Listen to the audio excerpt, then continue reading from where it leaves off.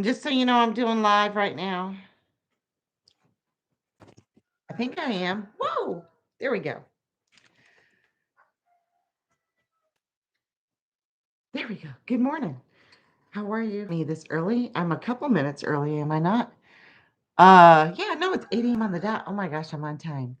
So, this morning you will see that Timmy is not with me, and it has very much to do with the topic that we're talking about, and that is being sick on the homestead. And we're not actually sure if Timmy's sick or not, but he is under the weather, and it might just be a pressure change type thing that he gets with the arthritis in his neck. But we'll talk about that in a minute.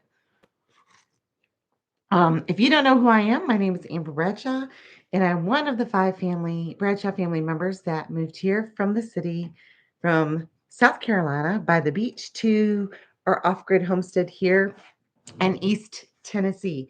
And we don't have any fancy production equipment. It's just my computer and my kitchen in the back, my roosters outside. And hang on just a second. We'll say good morning to Timmy. You can see my messy house.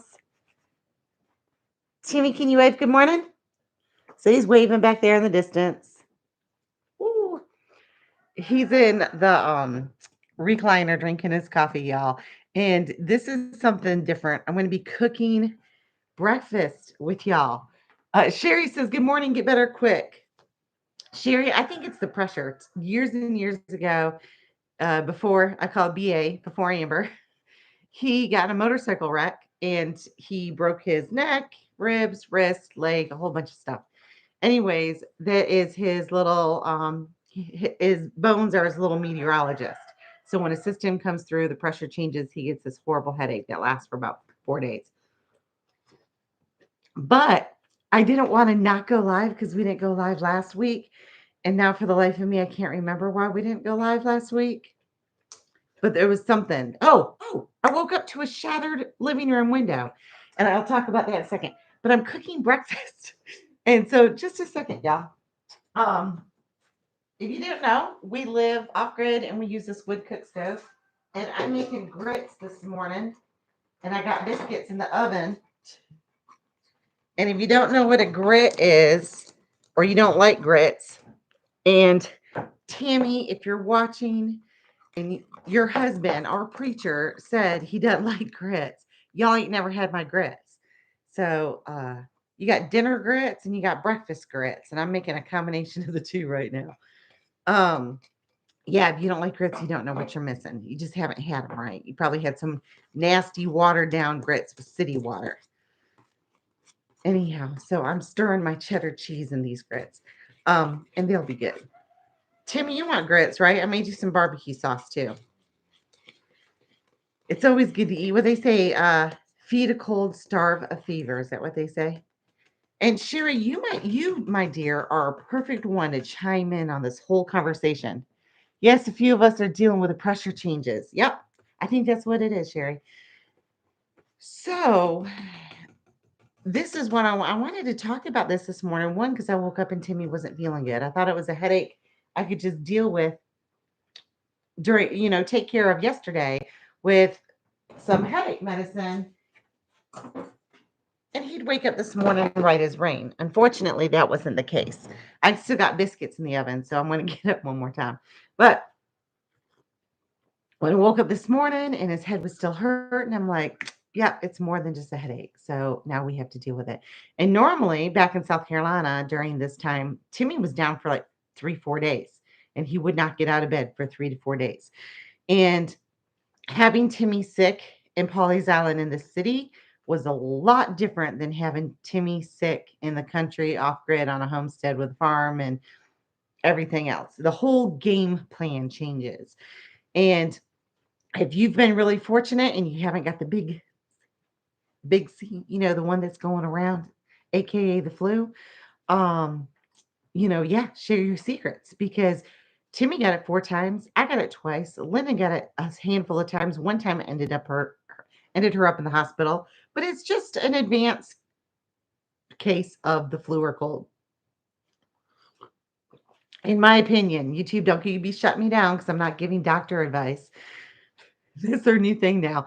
They're coming down really hard on anybody that offers any type of medical advice unless you're a doctor, professional, blah, blah, blah, blah, blah. You know how that is. My channel is really small. I'm small potatoes. I don't think that they will be shutting me down, but then again, you never know. So if that happens, just go to our website, myhomesteadlife.com, and you should be good to go. Um, Anyways, what I was talking about is so many of us are not prepared for when sickness happens. It's just, it happens. You haven't built your herbal apothecary. You don't even have a decent stocked first aid kit. And then you're out of calling in out of work. So many of us live paycheck to paycheck, and missing that time hurts. A friend of ours, this is kind of also what put it on my heart. He's a single dad, and his boys were sick, and he had to go miss work. And then he got sick and he had to miss work. And it's just this awful domino effect. And it also has a lot to do with um, not having the proper community support that we need. We've become so isolated and all me, in our own life and our own goals. And it's always easy to say, well, we're busy. We're busy. We're busy. No, we're just selfish and self absorbed. And it's not our fault. It's how we've been trained. And it isn't our fault. But then again, once you realize it and you know better, you need to do better. And we're guilty of the same thing. We're busy, busy, busy, busy, you know? But here's the thing, if we reach out and help our brothers and sisters in Christ in our community, when we need it, they'll be there for us as well. So it's not like if you give of yourself, you're going to miss out or you're not going to have enough. If you give of yourself, people are going to give of themselves, and it's just going to have that nice, happy balance, how it's supposed to be. Um, so, anyways, let's talk about building your apothecary to prepare for sickness because it will happen, whether to you or someone in your house or someone you are a caregiver for. It's going to happen. And what are you going to do during those times? Because since we moved here, sickness of the winter flu, the flu and cold season has knocked us on our butt. And it's really horrible if it hits all of us at the same time, which it has done that. And it's like, it's gotten so bad where I was in bed. I'm like, I don't care if they all die. I'm not getting out this bed. And I felt that bad. It's like, I can't, there's no way I can take care of livestock right now. Just open the gate and let them loose because let them fend for themselves. I'm not going out there. And that's the of course we didn't do that. But that's how bad it can get, and at least in my head. So you need to prepare as best as you can for those days. And we'll talk about what that looks like. Sherry, you are the queen of this kind of stuff. What tips do you have for anybody? Like what kind of things should they have in their apothecary? I've been asking that question for the last couple weeks in our groups on social media because I always like to hear what other people have. And there are things that you can prepare for that it doesn't cost you any money. You can get and forage for locally. Dropping the carbs quick brought me relief. Wow. Oops. Look at the sun just popped out. Um, Sherry, that's a tip because the carbs create inflammation. Sugar too. I don't know if that will help Timmy right now. I just fed him a hamburger last night. Hang on just a second, y'all. I'm checking the oven. Uh, but no, that's a great tip. Nope, not done yet. And sugar is another one because sugar feeds sickness, sugar feeds cancer cells. Making sure that you have proper nutrition. That means whole food. If you don't have a source for local honey, you need to get it. And I will explain real quickly. Timmy, do you need to touch up on your coffee? Lyndon, it's time to get up, baby. Sunday mornings is kind of crazy for us. And the fact that we woke up, part of us not feeling good, it makes it even crazier. But local honey, let's talk about how it works because allergies are a big thing right now. And people can't discern right now if they're having an allergy issue or if it's a cold kicking in. And how honey works, local honey has to be within 100-mile radius of your home because, oops, local raw honey, take a teaspoon of it every single day and not heated. So it can't be too hot in coffee or too hot in tea. Um, you or let your tea or coffee cool down or what have you, and then add a teaspoon to it. But a teaspoon of local raw honey, this is how it works.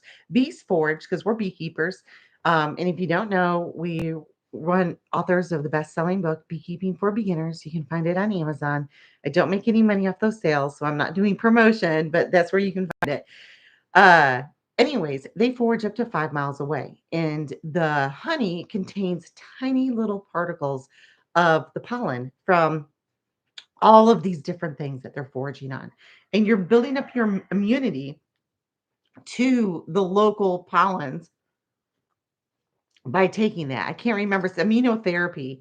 And a friend of ours, their son had a severe peanut allergy. Like he couldn't even walk into the building.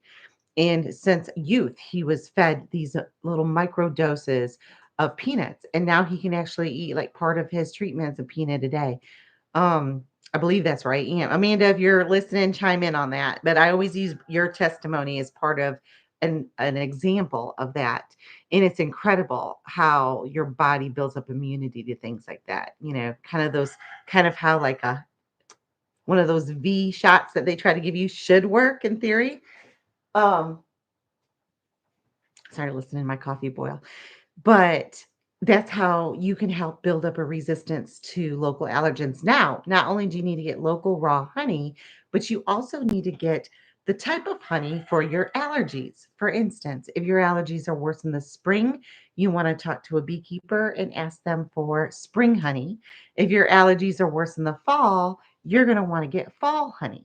The people pull honey from two different seasons, spring and fall, and that is your honey tip for today. Started meat, eggs, butter. Yep. Oh, yeah. Cut as much sugar as you can without immediate withdrawal symptoms. That's a biggie too, because the last thing that you want to do is fight caffeine or sugar withdrawal while you're feeling icky and sick. So, whole healthy food. Do it now and make you some bone broth. So, you should have, let's talk about your pantry, your food pantry. You should have homemade bone broth. If you don't know how to make it, you can YouTube, Google, whatever. It's basically taking your bone stock from locally grown, raised animals, whether it be beef or chicken, and you can put it in your crock pot overnight. You can make it just like you do, your stock. And if you've never made stock before, then you put in your seasonings in with the bones, your celery, onions, carrots. You can add some spice to it if you want. Spice is always good, especially if you're doing like cayenne pepper or something like that. Um, and then you simmer it all night long in a crock pot or in a Dutch oven, in a pressure cooker. And you cook it so much that the bones just completely disintegrate. And then you're kind of making like a broth. And it's bone broth. It is very, very nutritious, gives you a lot of vitamins and nutrients. Also, making your homemade chicken soup. And I'm not talking about Campbell's out of a can, I'm talking about good quality soup. If you can't make chicken noodle soup or you don't know how to can, go to like a Amish store or a farmer's market and ask around, or even your health food store. Um, oh, I was seeing if you said anything else, Sherry. And Sherry, go ahead, or Steve, or any of the other people that join us every morning, is what types of tinctures and stuff you make. So I talked about the week before last, we're making our pickled garlic. I have the date on there. I think it was like, I don't know, 9499. Um, and I have that soak in. It's almost to the third week point where I'm going to drain. You take your jar, you fill it full of raw garlic, cloves peeled with apple cider vinegar, whatever size jar you have. Fill it as full as you can. Pour apple cider vinegar on that. After 3 weeks, pour half of it off. Mix in the rest with raw honey, stir it up real good, let it sit for another 3 weeks. That's your daily dose of pickled garlic. And that is a very good immune booster and protector. Garlic has antibacterial properties. It helps kills what ails you, and it keeps you nice and strong. And if you do get the cold, it doesn't last as long. Elderberry syrup is what I talked about. The picture that I shared, Lyndon Elaine. Nobody wants to wake up. Y'all, we went to a women's conference, Favored Women in Gatlinburg, Tennessee, and it's still going on this morning. It was over 5,000 women gathering together in this building, almost like sardines, though, worshiping Christ, hearing the gospel, hearing music, and it was a phenomenal experience. But I'm exhausted, and we get home at almost midnight both nights, and then have to hit it at 5 o'clock in the morning, and I'm a little tired. I didn't get up until 6:30 this morning, and I'm dragging. Uh, but I'm motivated, and I like I said, I'm inspired. That reminds me though, I had in my purse because I'm like all these women in one building in cold and flu season, and we all know, mamas, we don't take care of ourselves. We're like the last one to take care of ourselves. So it was like a petri dish for colds and flus. I mean, that, and so I had my little thieves oil inside my purse, and I was using it. And Lyndon's like, "Mom, you stink like cinnamon." I'm like, "That's okay. I don't mind. I want to kill the germs." And thieves oil, if you've never heard it, you can look it up. It's the Four Thieves. It's a recipe that's been passed down since the plague. And these thieves, they got busted, and their punishment was disposing of the dead and the sick. Well, I mean, the dead. They weren't sick. They didn't dispose of healthy people. I mean, live people. And these thieves created this oil, and they used it when they handled all these bodies that died of the plague. And the judge was like, or the town people were like, "How are you guys not getting sick? What kind of sorcery? What kind of witchcraft is this?" And the legend goes, or the story goes, is they had this blend, the Four Thieves oil, and that's what protected them from getting sick. Kind of like back then, the old medicine doctors had what looked like a crow's beak, and they stuffed herbs up in that nose to help protect them from the bacteria, the doctors from the bacteria and stuff. So there's no witchcraft involved in it. It's just the herbs and the oils that God provided for us that help protect us and fight off germs and bacteria. So, anyways, I carry that everywhere I go, especially during cold and flu season. Another one is the elderberry syrup. Elderberries just came in season here in East Tennessee. I'm not quite sure where you live or if they're in season where you are, but if not, find you a good organic source. And how I make mine, everybody has a different way to make theirs. But I take a fourth a cup of elderberries, dried elderberries. After we sun dry ours on a screen in the sun, we don't hot process them at all. Take elderberries. I take citrus powder, or if you don't have that, just the peel from an apple, an orange, cloves, ginger. Excuse me, you can use fresh ginger or ginger powder. I can't remember my measurement. So as far as citrus powder, 1 teaspoon, citrus peel, just a whole peel from an orange. Just use the peel, not the pith, not the white little parts. Um, the ginger, I do a full kind of like heaping teaspoon of that, or at least several slices of the fresh. And I do a fourth a teaspoon of cloves. I do 2 heaping tablespoons of organic hibiscus flour. And hang on, y'all. Oh, and a cinnamon stick. So I bring all that to a simmer. I let it simmer for about in a cup of water. No, it might be 2 cups of water. I'll have to look. And I simmer that until the liquid reduces to half. It's 2 cups of water. There we go. Till the liquid reduces to half. I let it cool. I strain it, and I add 1 cup of raw local honey, our honey that we have, that we've raised, our bees have raised. And then you take a couple tablespoons of that a day during cold and flu season. And there you go. That's your elderberry syrup. That's my recipe.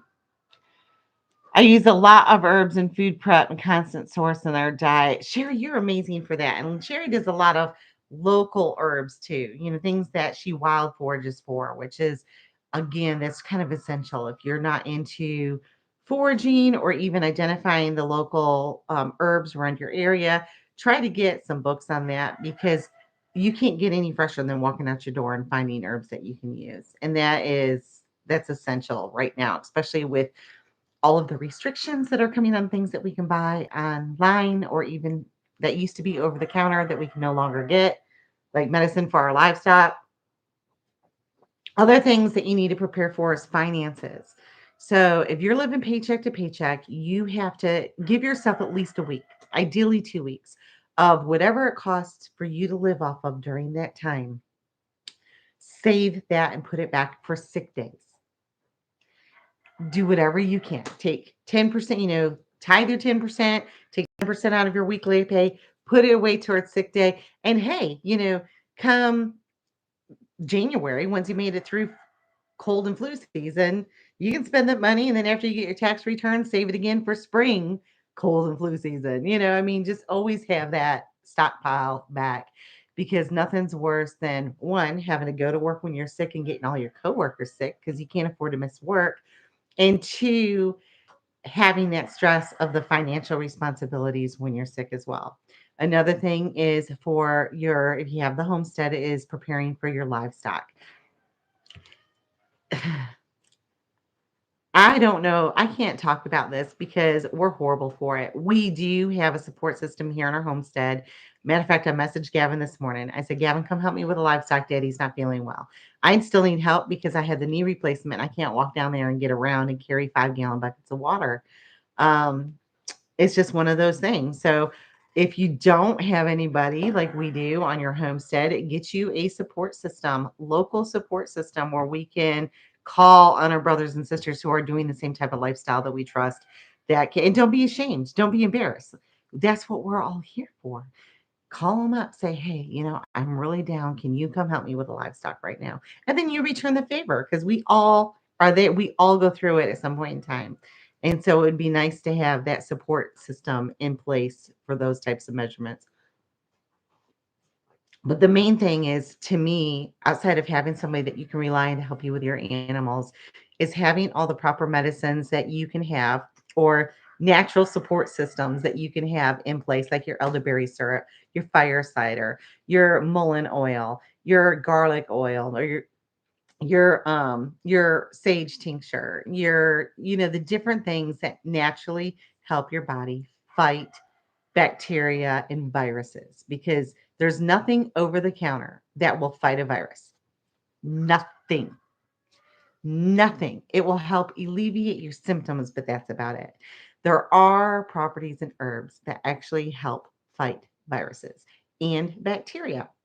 It's science. I'm not making this stuff up. So you need to do your own research. Your raw honey, your finances, your food preps. And not only if you prep the food like your bone broth and your chicken, it's good to have freezer meals. So mom can be sick and the family can still eat because there's a lasagna, there's spaghetti, there's a meatloaf, there's, vegetable soup that's all pre-frozen in the freezer, ready to go for when y'all can't cook. And that's a biggie too, because we all know if we don't have food prepped, we just grab the quickest junk available. And that's not good for any of us. It's like, I'm too sick to cook. Just bring me the ho-ho that's in there, or bring me, a piece of white bread, just something to put in my belly. And that's kind of like the worst thing that you could do. But anyhow, if you have more suggestions and you didn't catch the live, please drop them in the comments and share with others. People can come back and look at them. I can reply to them, and then we can also add to our list in the future. That might be something that we even write about, everything. Sherry, send me some messages about some ideas that you have, because I think I will do that. I'll write an article of everybody's suggestions about how to survive sickness on the homestead. And this isn't prepared. Won't be dealing with like long-term illnesses, but this will definitely be dealing with, when we're down for a week with this crud that's going around and how to prepare for it. I think that's a good thing that we need to add to our list pre-fall and fall of every year. Anyhow, y'all have a blessed day. I got to get going. I got biscuits in the oven and they're probably burnt. So we got to get busy. Anyways, talk to y'all next Sunday. Oh, next Sunday is Timmy's birthday. So prepare for that. Bye, y'all.